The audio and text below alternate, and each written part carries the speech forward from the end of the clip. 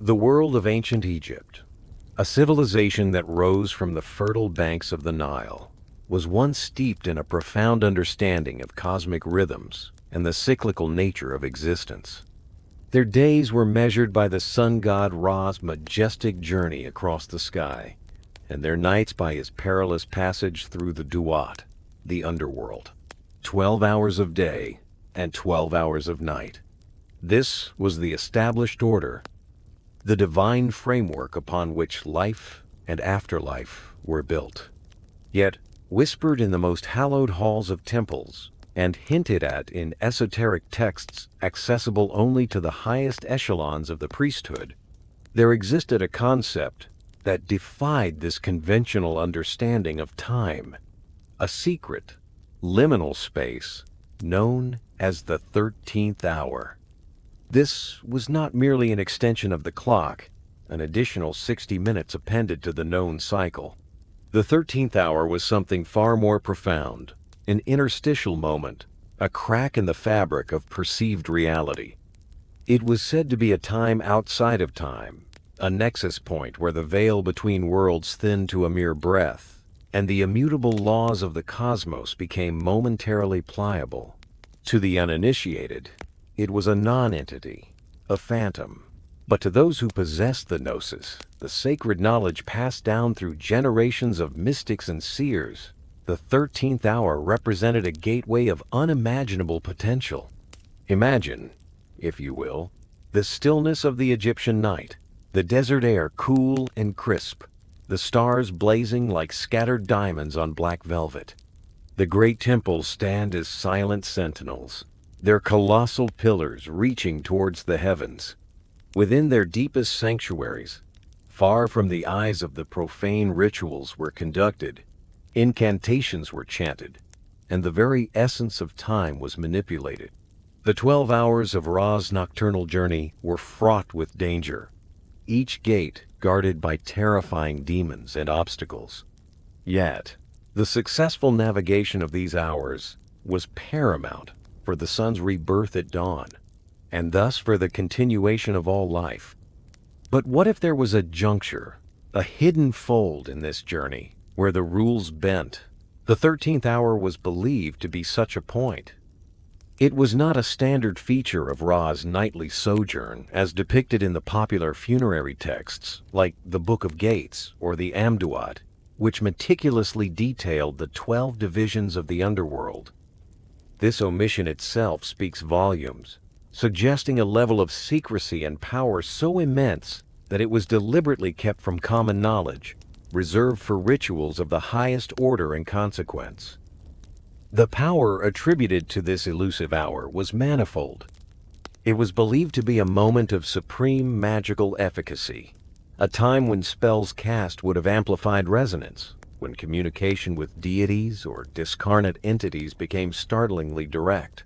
It was a window for profound transformation, perhaps even for the attainment of apotheosis, the elevation of a mortal to divine status. Conversely, it was also a moment of immense vulnerability, for if not approached with the correct preparations, purity of intent, and ritualistic precision, the forces accessed could prove overwhelmingly destructive.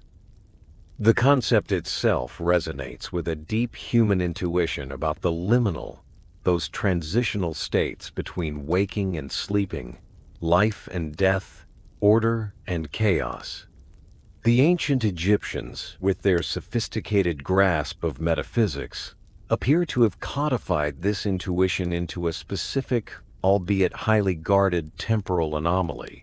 This was not merely about marking time, it was about mastering it, or at least finding a way to step outside its relentless flow for purposes too sacred or too perilous to be openly discussed. The scarcity of direct references forced seekers of this knowledge to piece together clues from fragmented papyri, allegorical inscriptions on sarcophagi, and the symbolic architecture of certain enigmatic structures. It was a puzzle whispered across millennia, a sacred enigma that hinted at a reality far more complex and wondrous than the one perceived by ordinary senses. The 13th hour was the ultimate secret, a key, perhaps, to unlocking the very operating system of the cosmos as the Egyptians understood it. And the quest to understand its ritual, its purpose, and its power begins by sifting through the sands of forgotten lore. The quest to unearth the specifics of the 13th hour ritual is akin to navigating a labyrinthine library, where most of the books are missing, and the remaining pages are written in a cipher known only to a select few. Direct, unambiguous references are virtually non-existent, a testament to the profound secrecy surrounding this practice. Instead, the diligent seeker must become a detective of the ancient world, piecing together fragmented clues from disparate sources, each whisper and shadow potentially leading closer to the truth or deeper into conjecture. Consider the vast corpus of Egyptian papyri. Many, like the famous Book of the Dead, provide detailed guides for the afterlife. Yet they predominantly adhere to the 12-hour structure of the duat. However, within more obscure, often damaged, hermetic, or magical texts, one might find passages that allude to temporal anomalies or states of being that transcend conventional cosmic order. Phrases referring to the time beyond time or the moment of uncreation could be veiled references. These are not explicit mentions of a 13th hour, but rather poetic or symbolic language hinting at a concept that dared not speak its name too loudly. The challenge lies in discerning genuine esoteric knowledge from mere literary flourish or misunderstood symbolism. Then there are the tomb walls, the eternal canvases upon which the Egyptians painted their hopes for immortality. While the grand depictions in the Valley of the Kings often illustrate the sun god's journey through the 12 caverns of the night, it is in the less accessible chambers, the private tombs of high priests or initiates of mystery cults, that more enigmatic imagery might be found. A peculiar arrangement of deities, an unusual emphasis on a specific star constellation not typically associated with the known hours, or the depiction of a ritual act that deviates from standard funerary practices, these could be subtle markers. Perhaps a scene shows the deceased not merely passing through the dua, but actively participating in a ritual that seems to bend its rules, occurring in a symbolic space that is neither day nor night. One might find, for instance, depictions of gatekeepers or divine beings not accounted for in the standard 12-hour schema, or rituals involving objects and gestures that have no parallel in more common religious observances. The interpretation of such scenes is fraught with difficulty. Are they unique local variations, artistic license, or genuine evidence of a more clandestine tradition? The answer often depends on cross-referencing these visual clues with textual fragments and an understanding of the deep symbolic lexicon of Egyptian mysticism. A single ankh held in an unusual manner, or a djed pillar depicted in a context that suggests more than mere stability, could be a critical piece of the puzzle. Beyond the written and aniconic, one must consider the power of oral tradition within the priestly castes. Not all knowledge in ancient Egypt was committed to papyrus or stone. The most potent secrets, those deemed too powerful or too sacred for widespread dissemination, were often transmitted mouth to ear, from master to chosen disciple, within the secluded confines of temple schools or initiatory brotherhoods. These oral teachings, by their very nature, leave few tangible traces for the modern historian or archaeologist. Yet echoes of such traditions might survive in later Coptic or Gnostic texts, which sometimes preserved elements of older Egyptian wisdom, albeit filtered through new theological lenses.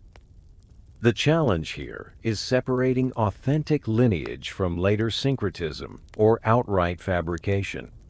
Legends of secret priestly orders who guarded the true names of the gods, or who knew the incantations to command elemental forces, are common in esoteric lore. While difficult to substantiate historically, they point to a recognized tradition of guarded knowledge.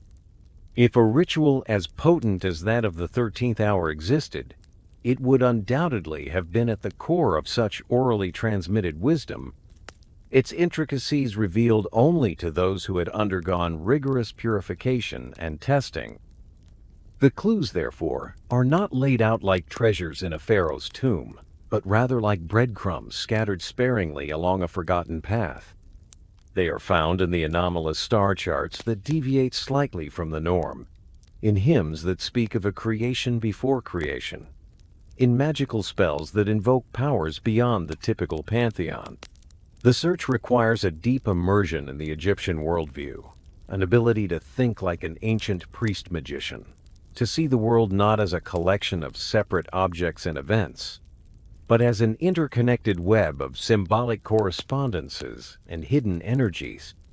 The 13th hour, if it is to be found, lies hidden within these layers of meaning, a secret protected by its own abstruseness and the passage of millennia. Having sifted through the whispers of fragmented texts and the silent testimony of enigmatic tomb art, we can begin to tentatively sketch the contours of what the 13th hour ritual might have entailed. This is not a definitive blueprint, for such a thing was likely never committed to a single, easily accessible source, but rather a reasoned reconstruction based on the logic of Egyptian magical and religious practice, combined with the tantalizing hints previously unearthed. The core purpose, it seems, revolved around a profound interaction with the numinous, a deliberate stepping outside the established cosmic order to achieve what was impossible within it. The preparations would have been paramount, extending for days, perhaps even weeks, prior to the ritual itself. Participants, almost certainly high-ranking priests or priestesses, possibly accompanied by the pharaoh in matters of utmost state importance or personal apotheosis, would undergo intense purification. This would involve more than mere physical cleansing. It would entail ritual fasting, sexual abstinence, and periods of deep meditation and prayer to attune their spiritual bodies, their ka and ba, to the heightened vibrational state required. They would likely have donned specific sacred vestments, perhaps woven with celestial symbols or the insignia of deities associated with magic, time, or creation, such as Thoth, Isis, or even Osiris in his regenerative aspect. The chosen location would have been a place of immense sacred power, insulated from the profane world. This could be a specially consecrated chamber deep within a temple complex, perhaps one aligned with particular stars whose rising or setting coincided with the ritual's timing. Or it might have been a natural power spot in the desert, far from human habitation, where the Earth's energies were believed to be particularly potent. The ritual space itself would be meticulously prepared, a sacred circle drawn, perhaps with natron or sacred grains, to define the liminal zone. Within this circle, specific symbols would be inscribed on the floor: Ankhs for life, Djed pillars for stability in the face of chaos, Shen rings for eternity. The ritual would likely commence as the conventional 12th hour of the night drew to a close. As the perceived boundary of time approached, incantations would begin. Long, sonorous chants invoking the names of power, the secret names of the gods, and the guardians of the liminal spaces. These were not mere words, but hekau, words of power, believed to shape reality itself. Instruments like the sistrum with its rattling discs might be used to alter consciousness and create a specific sonic environment conducive to opening the veil. Offerings, far more potent and specific than those of daily temple rites, would be made. Rare incenses like kai-fi, whose complex aroma was said to please the gods and induce visionary states, libations of precious oils or sacred beer, and perhaps even symbolic sacrifices, not necessarily of life, but of something precious to the participants. signifying their willingness to give in order to receive. The heart of the ritual would be the attempt to consciously enter the 13th hour, this non-space between moments. This might have involved complex visualizations, guided meditations led by the chief officiant, focusing on the dissolution of ordinary perception and the opening of an inner gateway. Texts allude to opening the doors of the sky, or traversing the hidden paths. This was the critical juncture, the point where the ritualists aimed to align themselves with the cosmic anomaly, to become conduits for the energies that flowed within it. They might invoke a specific deity associated with this trans-temporal state, a god or goddess whose nature was inherently paradoxical or transformative. Once within this perceived 13th hour, the core purpose would unfold. If it was communication, the priests might seek direct audience with a deity, posing questions of cosmic significance, seeking guidance for the kingdom, or interceding on behalf of souls. The veil thinned, the divine voice might be heard more clearly, or visions granted with unparalleled lucidity. If the purpose was soul transformation, the ritual could be a profound initiatory experience, designed to elevate the consciousness of the participant, to grant them a glimpse of their own divine potential, their Akh, or transfigured spirit. For a pharaoh, this could be a ritualistic pre-enactment of his own deification, strengthening his divine mandate to rule. Another potential purpose could be the manipulation of fate, or Shai. Within the 13th hour, where the threads of destiny were perhaps more malleable, it might be believed possible to influence future events, to avert disaster, or to ensure prosperity. This would be the most perilous aspect, requiring immense wisdom and ethical purity, for the line between divine petition and hubristic interference would be exceedingly fine. The ritual would conclude with careful grounding rites, closing the gateway, and giving thanks to the forces invoked, ensuring that the participants return safely to the normal flow of time, carrying with them the boons or knowledge gained, forever changed by their journey into the secret heart of the Egyptian cosmos. The allure of the 13th hour, with its promise of direct divine communion, profound gnosis, and the potential to influence the very fabric of reality, was undeniably potent. Yet, such power never comes without a price, nor without inherent dangers. The ancient Egyptian sages, deeply attuned to the principles of cosmic balance, understood this implicitly. The same forces that could elevate and illuminate could also, if mishandled or approached with impure intent, unleash unimaginable devastation. This inherent duality is precisely why the ritual of the 13th hour was shrouded in such profound secrecy, becoming a forbidden knowledge, a taboo for all but the most disciplined and spiritually evolved. Consider the nature of stepping outside the established cosmic order. The 12 hours of day and night represented a divine rhythm, a celestial mechanism meticulously designed for the functioning of the universe. To consciously attempt to enter a time outside of time was, in essence, to flirt with chaos, with the uncreation that preceded the ordered world. The energies encountered in this liminal state were not the familiar, regulated powers of the recognized pantheon in their everyday aspects. They were more primal, raw, and undifferentiated. To channel such forces required immense spiritual strength, like a conduit attempting to carry a lightning strike.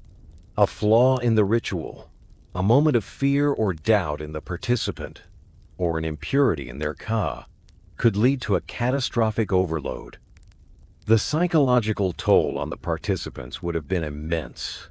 Peering beyond the veil, even for a prepared initiate, could be a shattering experience. The human mind is conditioned by the perceived linearity of time and the stability of the material world.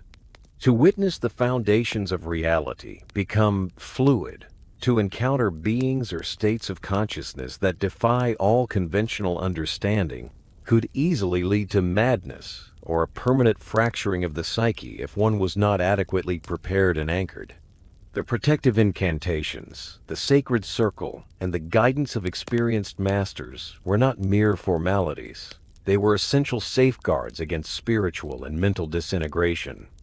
Furthermore, the knowledge gained within the 13th hour, or the powers accessed, could be profoundly disruptive if brought back into the mundane world without wisdom and discretion. Imagine learning a truth about the cosmos for which humanity was not yet ready, or acquiring an ability that could be easily weaponized.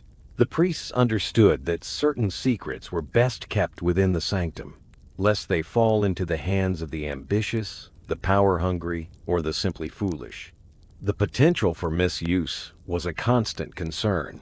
A ritual designed for divine communion could, in the wrong hands, be perverted into a rite of coercive magic, seeking to bind gods or spirits against their will, an act of cosmic arrogance that would undoubtedly invite severe retribution.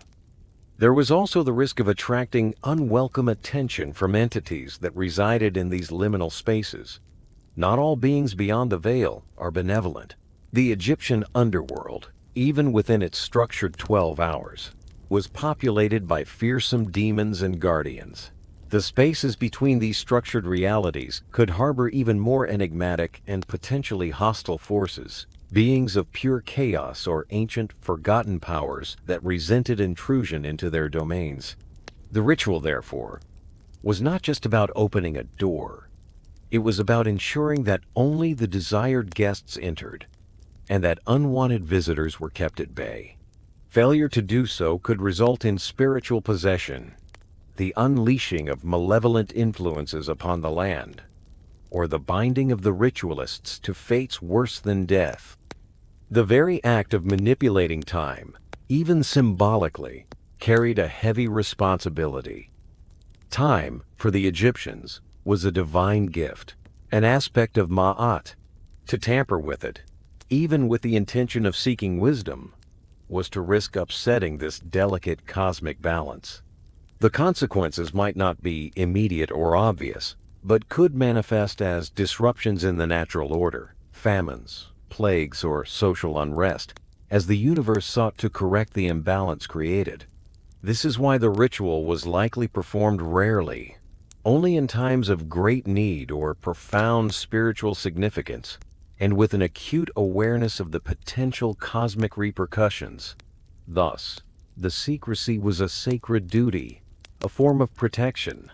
Protection for the uninitiated from knowledge they could not handle, protection for the practitioners from the inherent dangers, and protection for the cosmic order itself from reckless interference.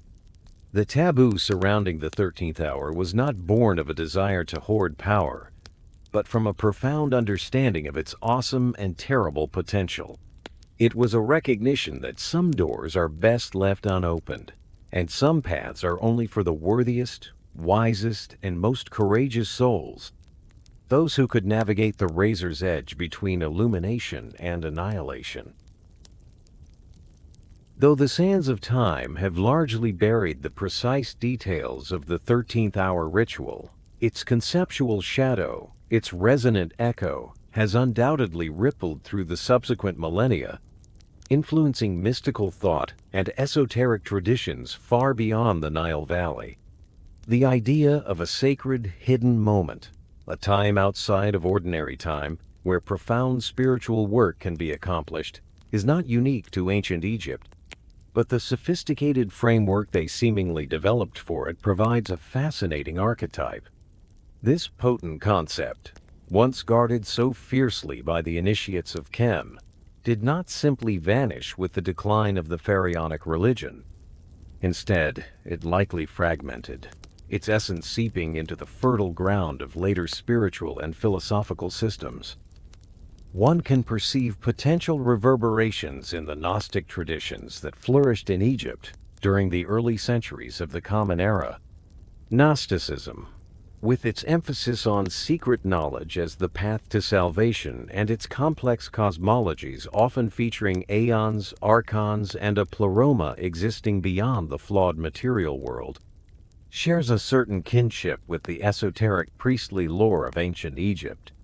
The Gnostic pursuit of liberation from the constraints of the fallen cosmos, often through visionary experiences and the acquisition of hidden wisdom, echoes the transformative aims that may have underpinned the 13th hour ritual.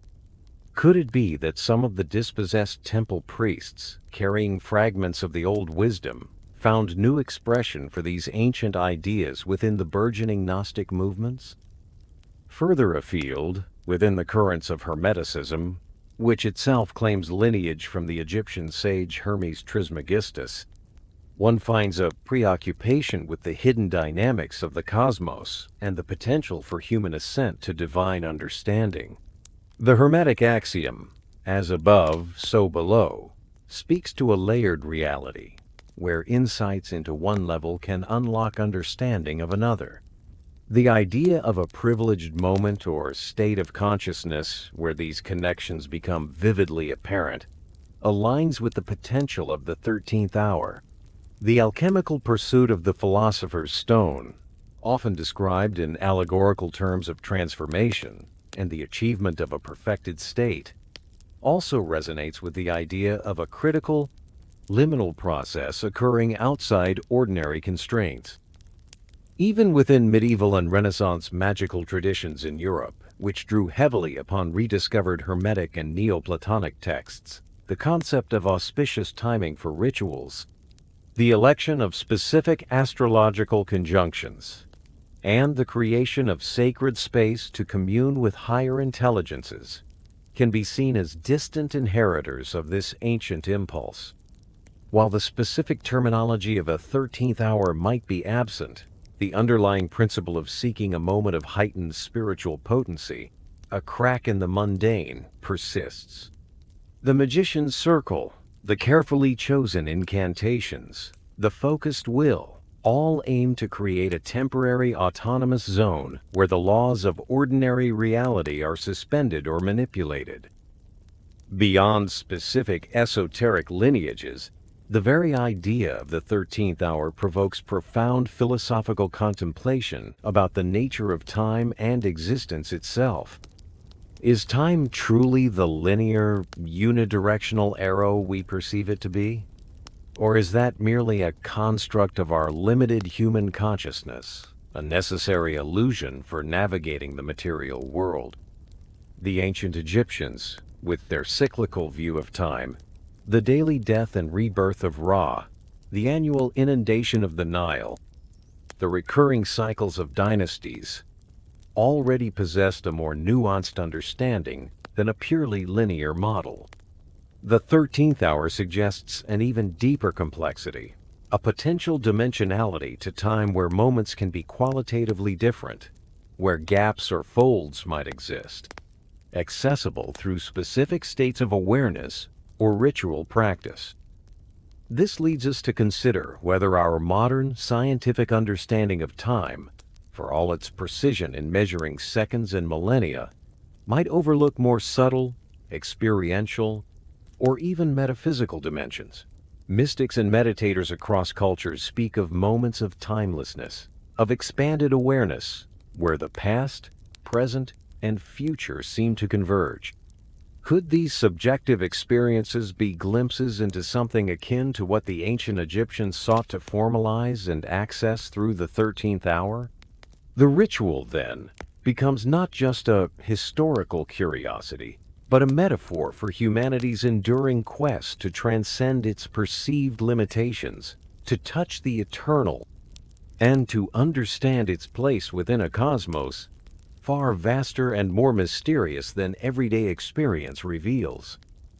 The secret ritual of the 13th hour, even in its obscurity, serves as a powerful reminder of the depth of ancient wisdom and the enduring human fascination with the unseen. It whispers of a reality layered with meaning, accessible to those who dare to seek beyond the veil. While its exact practices may forever remain elusive, its conceptual legacy continues to inspire awe and to fuel the imagination, prompting us to look at the familiar passage of hours with new eyes, wondering what hidden potentials might lie just beyond our ordinary perception, in those silent, interstitial moments where the infinite might briefly touch the finite. And so, the enigma of the 13th hour lingers, a silent testament from the land of the pharaohs to the timeless human yearning to connect with the divine, to understand the deeper currents that flow beneath the surface of reality, and to perhaps, even for a fleeting moment, step into the stream of eternity. The Nile continues its ancient journey to the sea, carrying whispers of rituals performed in starlit desert nights, of a sacred hour that held the promise of everything, for those who knew how to find it. The echoes are faint, but for those who listen closely, they still resonate with a profound and captivating mystery. The sands of time may have concealed many truths, yet the human spirit's desire to explore the unknown, to seek understanding of the profound mysteries that surround us, remains as vibrant today as it was in the age of pyramids and pharaohs. The tales of ancient Egypt, with their intricate mythologies and their deep spiritual insights, continue to captivate our imagination, not merely as historical records, but as enduring narratives that speak to the core of our shared human experience. As we draw this particular exploration to a close, we are reminded that history is not just a collection of facts and dates, but a tapestry woven with stories, beliefs, and the unending quest for meaning.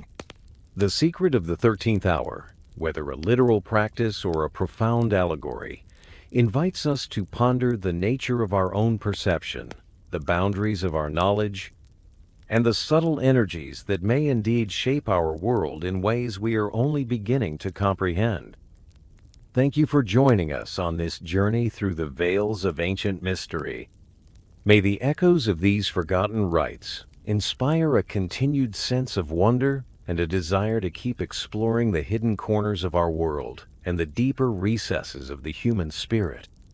The quest for knowledge, like the eternal Nile, flows ever onward,